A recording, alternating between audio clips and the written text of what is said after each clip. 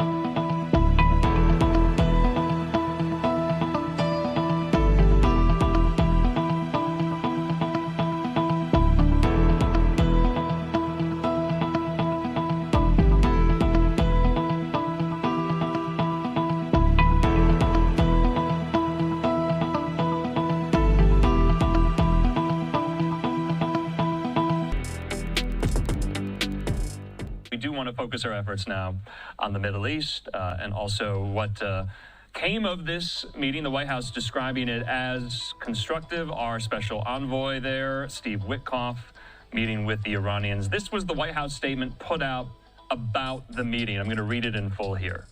So the White House says this, that U.S. Special Presidential Envoy Steve Witkoff, accompanied by U.S. Ambassador to Oman, Anna Eskragimia, conducted talks today in Muscat with Iranian Foreign Minister Dr. Abbas Araghchi, which were hosted by Omani Foreign Minister Saeed Badr.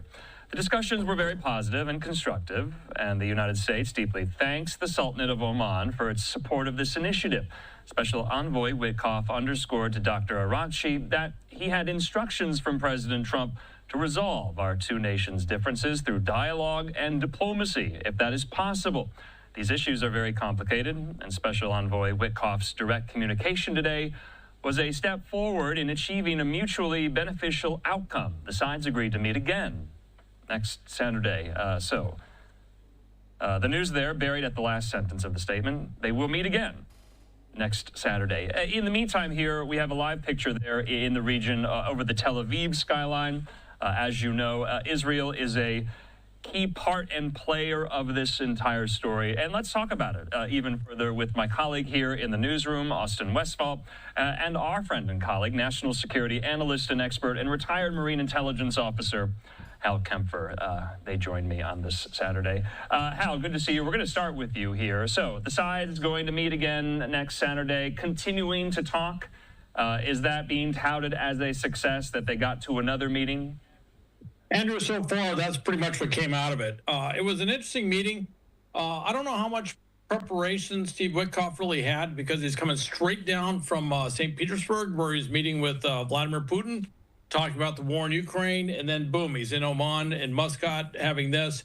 And the U.S. position is it was direct talks. The Iranian position is that it was indirect talks. The reality on the ground was that the U.S. delegation and the Iranian delegation weren't actually sitting across the table from each other, and it was the Omanis that were going back and forth, basically as interlocutors for whatever discussion was taking place. So you could kind of say that both sides were saying it correctly. It was direct and indirect at the same time. But to get to the level of complexity to really look, I know a little bit about weapons of mass destruction. Okay, that's kind of an area I've worked in for a long time.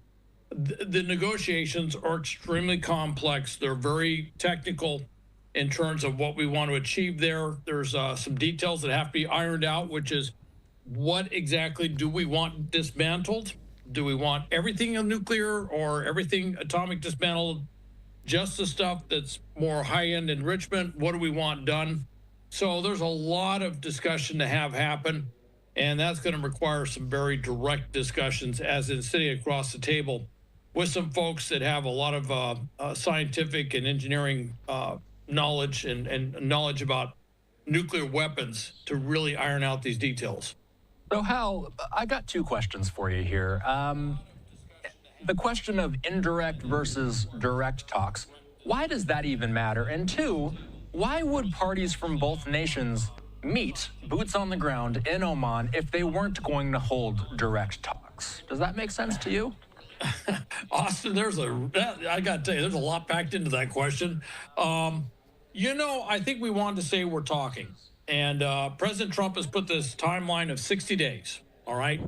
And backing that up are 2 carrier task forces, a bunch of F-35s, Patriot missile batteries guarding our bases, and 6 B-2 stealth bombers sitting in Diego Garcia, a place I know quite well where I was stationed at one point. And with the potential of bringing in phenomenal amounts of firepower on, not alone, being obviously in concert with Israel, onto Iran if this thing completely breaks down. All right. So part of it is to really get the clock going. We went there to meet with them. Hey, if the Iranians don't want to sit across the table, I have no doubt that Steve Witkoff said, hey, come on in, sit down, grab a cup of coffee, have a cup of tea, let's talk. That just wasn't what the Iranians are going to do. And part of that is because Ayatollah Khomeini, he was opposed to this all along. And they finally had to tell him, his senior staff, at least this is all the reports, is they said, look, if you don't do this, if you do not come to some sort of diplomatic agreement, you're looking at a two-front war. And that's not a two-front war with Israel and the U.S. Fighting Iran. Israel and the U.S. is one front. The other front is the Iranian people. And the fear is that if the U.S. and Israel go in there, that 80% plus dissatisfaction with the Iranian people will boil over, and that could be the end of the regime. So that's what finally got Khamenei to say, hey, look, we need to have these sit down. As weird as it is with the sort of...